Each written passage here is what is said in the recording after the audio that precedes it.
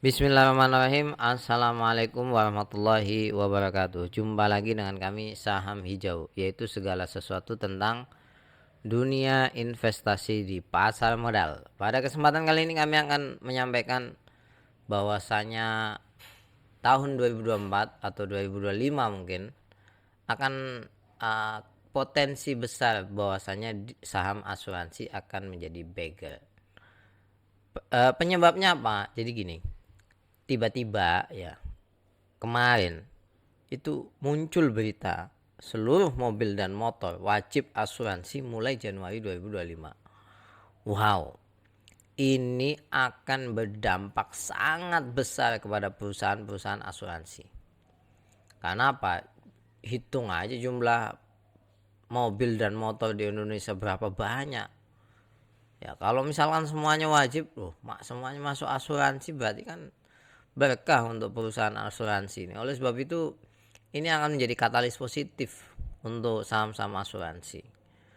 Sebelum itu kalau ingin ikuti grup premium kami atau privat dengan kami bisa cek di link deskripsi. Nah, mari kita bicara valuasi beberapa saham yang menarik di asuransi. Ya, ini versi kami.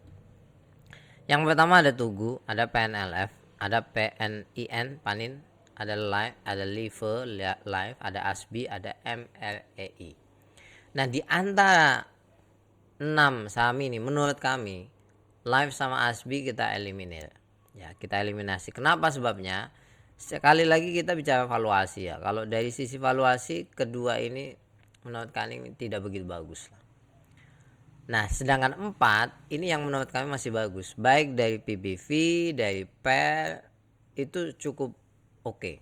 Ini rasio yang paling sederhana lah untuk mengukur sebuah saham itu tidak lain adalah PBV ini masih 0,4, 0,3, kemudian 0,1, 0,2 lah ini ya. 0,7, 0,3 ini ya. Kemudian PER-nya juga 5, 6, 3, 3. Jadi masih masuk akal lah. Rasional. Kalau ada pertanyaan gini, kenapa kok saham asuransi murah-murah valuasinya? Ya memang di tahun 2023 akhir sampai 2024 itu image asuransi kan tidak begitu bagus ya. Gagal bayar, kemudian banyak yang beredar di media sosial itu penipuan lah, ditagih susah lah dan lain-lain, sehingga kemudian di pasar modal juga sahamnya kurang diapresiasi. Tapi setelah berita ini kita nggak tahu ya. Mari kita lihat baik-baik dari sisi profitabilitas. Dari sisi profitabilitas Tugu sama PNLF ini juaranya, terutama Tugu ya. Tugu ini efektif sekali. Dari operating profit marginnya 22%, net profit marginnya 17%. Walaupun kami belum membaca satu persatu laporan keuangannya, ini kan sekilas saja. PNLF juga lumayan, 11% net profit marginnya. Panin sama MREI sama 7%. Ya, jadi seperti itu. Kemudian kalau kita lihat dari sisi dividen, Tugu juaranya. Bagaimana tidak? Rasionya 65%, dividen yieldnya 13%.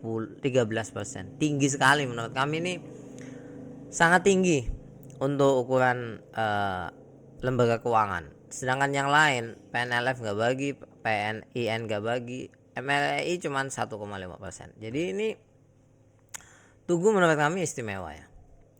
Bahkan dari sisi pergerakan harga dalam 3 tahun ya, ini cukup membahagiakan Tugu. Nah, tapi kenaikan harganya yang paling ini PNLF. Kalau harga kan sekali lagi sudah ketentuan pasar. Nah, yang menarik itu sebenarnya MREI. Kinerjanya bagus tapi kok digebuk sampai minus 78%. Ini ada apa ini? Ya, padahal kinerjanya oke, dividen juga jalan. Nah, kita lihat chartnya. Tugu kalau kita perhatikan itu sudah mulai beranjak naik ini ya. Awalnya sideway ini, kami anggap sideway ini mau fase uptrend, tiba-tiba kemarin karena isu FCA dan lain sebagainya hancur ini, tapi naik lagi. Artinya ini udah pullback menurut kami. Apalagi ada isu sekarang ini, kayaknya bisa jadi sampai to the moon. Tugu ini 3 tahun, Anda lihat ini Ya, chartnya menurut kami oke lah, tidak begitu mengkhawatirkan. Apalagi PNLF. Kalau secara chart ini cantik, halus mainnya ini, ya. Mulai naiknya halus, turunnya juga halus. Ini 1 tahun. Nah, 3 tahun ini sideway lama. Kalau sideway lama biasanya udah ada yang ngumpulin banyak gitu. Biasalah big money itu udah tahu sebelum kita tahu lah. Lihat aja trennya sudah naik nih. Sejak bulan apa ini? Sejak bulan Maret udah naik. Kayaknya udah tahu kalau nanti ada berita semua sama asuransi, semua mobil sama motor harus wajib asuransi. Nah, kita lihat yang sisi lainnya. Nah, ini MLE ini menjadi tanda tanya ini. Bayangkan aja downtrendnya itu ganas. Memang secara market caps ini paling kecil. Jadi kalau anda misalkan nggak kuat, nggak biasa main di saham kecil, jangan masuk saham ini, bahaya. Ya, naik turunnya akan sangat sadis. Nah, ini 3 tahun, anda bisa lihat downtrendnya cukup parah, ya, parah sekali. Nah, padahal kalau kita bicara valuasi kinerja nggak jelek-jelek amat gitu, walaupun tidak sebagus Tugu, tapi nggak jelek-jelek amat. Oleh sebab itu ini kesimpulan kami ya. Kesimpulan kami berdasarkan apa? Kombinasi pair dan PBV dan juga chart yang kami lihat. Pertama yang terbaik menurut kami Tugu. Tugu itu bagus. Ya, dari sisi valuasi murah, chartnya juga mendukung. PNLF juga sama. Beda tipis lah dengan Tugu, walaupun keunggulan Tugu ada di dividennya yang sangat besar. Ya, PNLF ini tidak begitu. Kalau Panin menurut kami standar. Bagus ya enggak, jelek ya enggak, kalau dibandingkan dengan yang lain. Nah, MLE ini sebetulnya kalau secara kinerja oke ya, tapi secara saham ini apa nggak ada yang nyetir atau gimana, kita juga tanda tanya. Tapi masih menurut kami masih oke. Jadi seperti itu.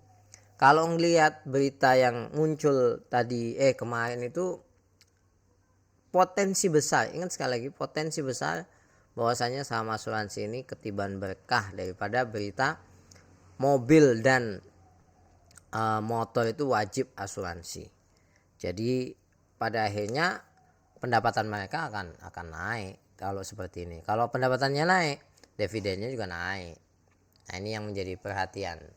Oleh sebab itu ini hanya sekedar sharing, bukan ajakan untuk membeli atau menjual, karena berita ini cukup mengejutkan menurut kami, karena terkait asuransi untuk mobil itu tidak wajib sebelumnya, dan ini mewajibkan. Jadi seperti itu. Sampai ketemu lagi. Kalau ada pertanyaan atau sanggahan, cantumkan di kolom komentar.